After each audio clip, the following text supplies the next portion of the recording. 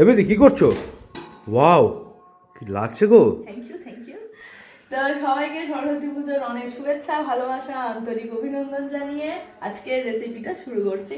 তা সব কড়াই গরম হয়ে গেছে, এইখানে দিয়ে দেবো 1 কাপ মুগের ডাল, তার সাথে দিয়ে দেবো সামান্য 2-1 ফোঁটা তেল। এবারে এটাকে একটুখানি ভাজা ভাজা মতো করে নেবো। তো ডাল ভাজা হয়ে গেছে, ডাল থেকে একটা সুন্দর গন্ধ বেরিয়ে গেছে। এবার ডালটা একটা পাত্রের মধ্যে ট্রান্সফার করে নেবো।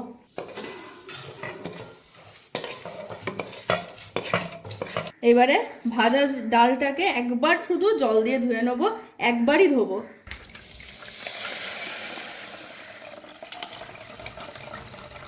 তো ভাজা ডালটাকে একবার জল দিয়ে হালকা করে ধুয়ে শুধু ওপরের নোংরাটা ফেলে দিচ্ছি।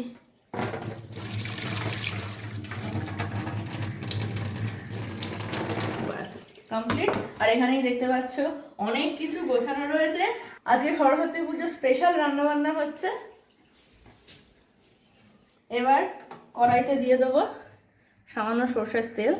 বেশি সর্ষের তেল দেওয়ার দরকার নেই, অল্প করে দিলেই হবে। সর্ষের তেল গরম করে নিয়ে তাতে দিয়ে দেবো 2টো শুকনো লঙ্কা আর 2টো তেজপাতা ফোড়ন। তার সাথে দিয়ে দেবো রেগুলার যে জিরে ব্যবহার করি সেই জিরে। ফোড়ন দেওয়ার পরে আমি দিয়ে দেবো সামান্য একটু মশলা। এখানে আদা আর কাঁচা লঙ্কা আছে, আর কিচ্ছু নেই, অল্প করেই দিলাম, বেশি দেওয়ার দরকার নেই।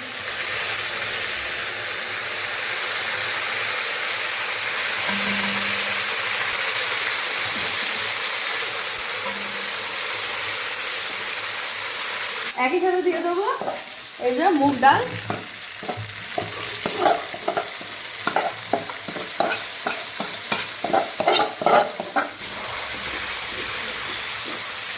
মুগের ডালের সাথে মশলাটা একটুখানি কষিয়ে নেবো, আর সেই সময়তে আরেকটা কাজ ছেড়ে নেবো।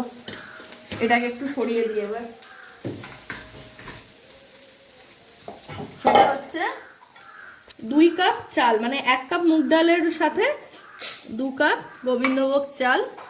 প্রপার মেজারমেন্টের জন্য আমি কাপ রেখেছি। তো এইটাকে একটুখানি একবার এটাকেও জল দিয়ে একটু ধুয়ে নেবো।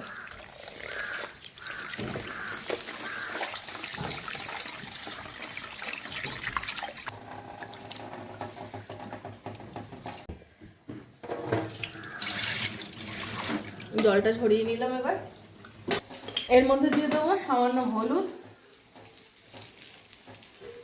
হলুদটা একটু অল্প করেই দিচ্ছি, যেহেতু পুরো রান্নাটা গোবিন্দভোগ চাল আর মুগ ডালের, তো সেই কারণে আমি হলুদটা একটু কম করেই ব্যবহার করছি।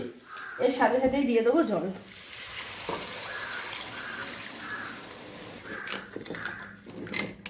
তো এবার কিছুই না, একটু ঢাকা দিয়ে ডালটাকে নরম হতে দেবো। আর আরেকটা জিনিস যেটা আমি স্কিপ করে গেছিলাম সেটা হচ্ছে নুন। নুন দিতে হবে, সামান্য একটু নুন দিয়ে দিলাম। এবার ঢাকা দিয়ে ডালটাকে অর্ধেক সেদ্ধ করে নেবো। অন্যদিকে লাবড়ার জন্য বেগুন ভেজে নিয়েছি। প্রথমেই বেগুনটা একটু তুলে নিচ্ছি। লাবড়ার ভিডিওর আগেও আমি দেখিয়েছি, তো সেখান থেকে গিয়ে তোমরা অবশ্যই করে চেক আউট করতে পারো। আজকের কিন্তু মেন ফোকাস ভুনা খিচড়ি, যেটাকে বলে একদম পুরো শুকনো শুকনো টাইপের ভুনা টাইপের খিচড়ি হবে সেইটা। আর লাবড়ার তো অ্যাডিশনাল একটা তরকারির মধ্যে রয়েছে, আরো অনেক কিছু আছে, ভিডিওটা দেখতে থাকো। তো এই অনেকেই এর আগে আমাকে ভিডিওতে কমেন্ট করেছো যে একটু সেজে গুজে থাকতে, হাতে কানে, কানের তো আমি পরি বেসিক্যালি, একটু হাতে একটু কিছু পরতে। তো আজকে আমি পুরোপুরি সেজে গুজে আছি, কেমন লাগছে অবশ্যই কিন্তু কমেন্ট করো। আমি খুব এক্সাইটেড তোমাদের কমেন্ট শোনার জন্য। লাবড়ার জন্য বড়ি ভেজে ফেলেছি, তুলে নিই। তো মোটামুটি ডালটা হয়তো কিছুটা সেদ্ধ হয়ে এসছে।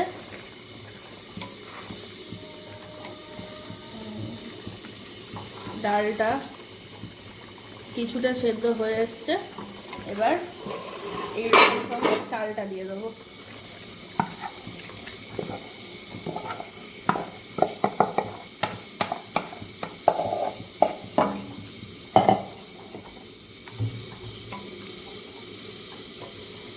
তো চাল আর ডাল একটুখানি ফুটে এসছে, এখন দিয়ে দেবো মটরশুঁটি। সাথে দিয়ে দেবো কিছু কাজু কিশমিশ। এবার সব কিছুকে একটু মিলিয়ে মিশিয়ে নেবো। ব্যাস, ঢাকা চাপা দিয়ে দিলাম। তো তানিয়া দে দিদি, তুমি আমাকে বলেছিলে যে হাতে কিছু করতে, আজকে করেছি, কেমন লাগছে কমেন্ট করে জানিও। ফুলকপি ভাজা হয়ে গেছে, তুলে নিলাম। তো সরষের তেল গরম হয়ে গেছে লাবড়ার জন্য। এবার দুটো শুকনো লঙ্কা ফোড়নে দিয়ে দিলাম কিছুটা 5 ফোড়ন। তো এইবারে প্রত্যেকটা সবজির কুকিং টাইম হিসাবে একটা একটা করে সবকটা সবজি দিয়ে দেবো। প্রথমেই যাবে আমাদের আলু, আর আলুর সাথেই কিন্তু চলে যাবে গাজর, কারণ আলুটা একটু বড় কেটেছি আর গাজরটা একটু ছোট কেটেছি। আজকের ভিডিওটা একটু বড় হতে পারে, তো আশা করি তোমরা পুরো ভিডিওটা দেখবে আর ভিডিওটা এনজয় করবে। দিয়ে দেবো সামান্য নুন, ঢাকা দিয়ে দেবো। দেখি এবার আমাদের খিচুড়িকে, ও সুন্দর গন্ধ বেরিয়েছে, কিন্তু এখনো কিছুই দিইনি। দেখি আমাদের চাল আর ডাল সেদ্ধ হয়েছে নাকি। না, সেদ্ধ হয়নি, আর একটু জল দেবো। তো খিচুড়িটা যেহেতু অনেকটাই হয়ে এসছে, তো সেই কারণে এবার দেবো গরম জল। আর এই পর্যায়ে কিন্তু জল দিতে হবে হেভি বুঝে বুঝে, কারণ এটা কিন্তু শুখা খিচড়ি, মানে পোলাওয়ের মতো বিষয়টা দাঁড়াবে। আর একটু জল লাগবে।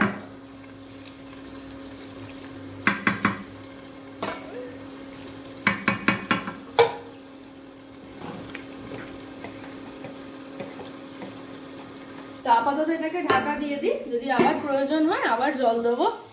আবারও আমি বলেছি আমি প্রো শেফ নই, তো সেই কারণে আমাকে বিশেষ করে ভাতের আইটেমে জলটা খুব বুঝে বুঝে দিতে হয়।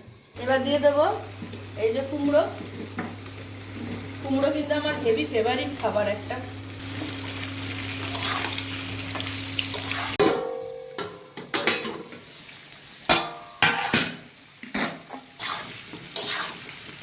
তো এবার দিয়ে দেবো পাত্তা গোবি, একদম সুন্দর করে কেটে ধুয়ে জল ঝরিয়ে রেখে দিয়েছিলাম। আর বাঁধাকপির সাথেই ক্যাপসিকাম দিয়ে দিলাম। ক্যাপসিকামটা গলে গেলেও কোনো অসুবিধা নেই, ক্যাপসিকামটা দিয়েছি বেশ ভুনা খিচুড়ির সাথে একটা বেশ ঝাঁঝালো একটা গন্ধ আসবে, সেই কারণে। ওপর থেকে আবারও চলে যাবে সামান্য নুন দিয়ে, আবার ঢাকা চাপা দিয়ে দেবো। কি গো, তোমার খিচুড়ি কি অবস্থা? দেখি তাহলে একটু খিচুড়ির কি অবস্থায় আছে। এই তো খিচুড়ি ফুটছে সুন্দর।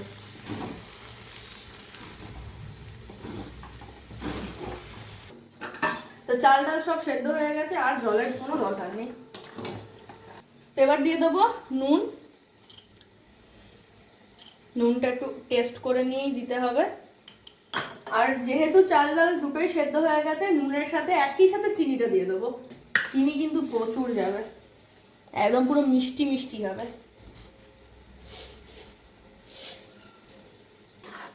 এবার নাড়িয়ে নেবো ভালো করে।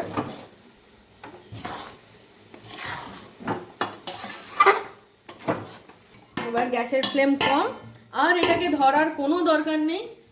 কিছুক্ষণ পরে ঘি দিয়ে শুধু গ্যাসের ফ্লেমটাকে একদম বন্ধ করে দেবো। এখন গ্যাসের ফ্লেমটাকে কম রেখেছি, যাতে যেইটুকুনি জল আছে সেইটুকুনি জলও যেন টেনে নেয়। আর এদিকে দেখি, তো নুন দিয়ে এখানে বাঁধাকপিটাকে হালকা নরম হতে দিয়েছিলাম, তা এখনো নরম হয়নি। নাড়িয়ে দিই ওলট পালট করে, যাতে হিটটা প্রপার পায়। এইবারে একটা কাজ করব, সেটা হচ্ছে এখানে আমি একটা মশলা প্রিপেয়ার করে রেখেছিলাম, একদম বেসিক মশলা, মানে বাড়িতে যেগুলো থাকে, যেমন সামান্য ধনে গুঁড়ো, জিরে গুঁড়ো। ধনে জিরেটা হচ্ছে 2:1 রেশিওতে, মানে 1 চামচ যদি ধনে গুঁড়ো হয়, 1/2 চামচ জিরে গুঁড়ো, সামান্য কাশ্মীরি লঙ্কা, হলুদ, এগুলো।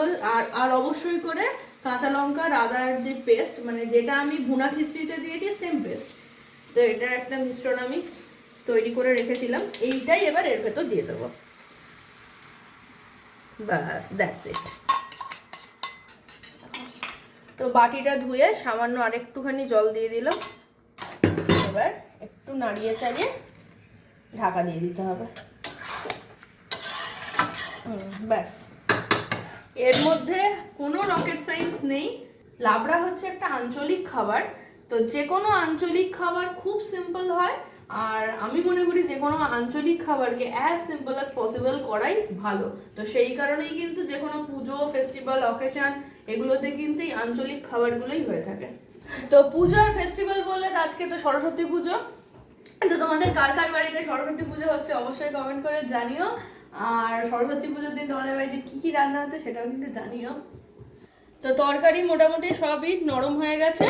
এবার এর মধ্যে ভেজে রাখা বড়ি, বেগুন, ফুলকপি যা যা কিছু আছে সব দিয়ে দিলাম, কিন্তু এটাকে এখন মেশাবো না, সিম্পল দিয়ে দিলাম।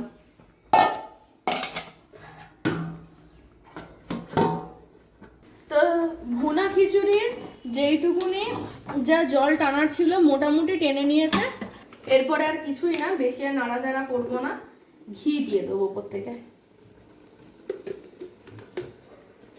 ঘি দিয়ে গ্যাসের ফ্লেম অফ অ্যান্ড ঢাকা চাপা।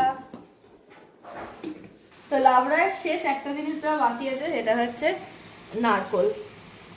এই যে গ্রেট করা নারকোল, আমি কোড়াতে পারি না, তাই এটা মামুনিকে দিয়ে গ্রেট করিয়েছি।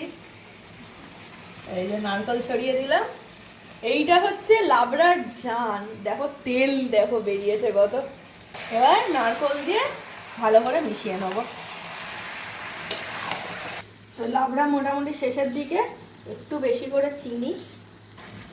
এবার কিছুই না, রান্না মোটামুটি কমপ্লিট। আর এই যে এক্সেস জল যেটা রয়েছে সেটা শুকিয়ে যাওয়া পর্যন্ত একটু রান্না করে নেবো, ব্যাস। আর নামানোর সময় তো অবশ্যই করে ঘি আর গরম মশলা যায়, বাট আমি লাবড়ায় গরম মশলাটা খুব একটা দিই না, আমি লাবড়াতে শুধুই ঘি দিই। তো এবার একটু খিচুড়িটা দেখে নিই, ব্যাস একদম পুরো ঝরঝরে খিচুড়ি তৈরি। আর মোটামুটি চাল আর ডাল ঠান্ডা হয়ে নিজের টেক্সচার ধরে নিয়েছে। এবার একটু নাড়লেও আর কোনো সমস্যা নেই। তো লাবড়া রান্না কমপ্লিট। ওপর থেকে সামান্য ঘি দিয়ে দেবো, বেশি ঘি দেবো না, এই 1 চামচ মতো ঘি, ব্যাস ঘি দিয়ে দেবো। এবার ঢাকা দিয়ে দেবো।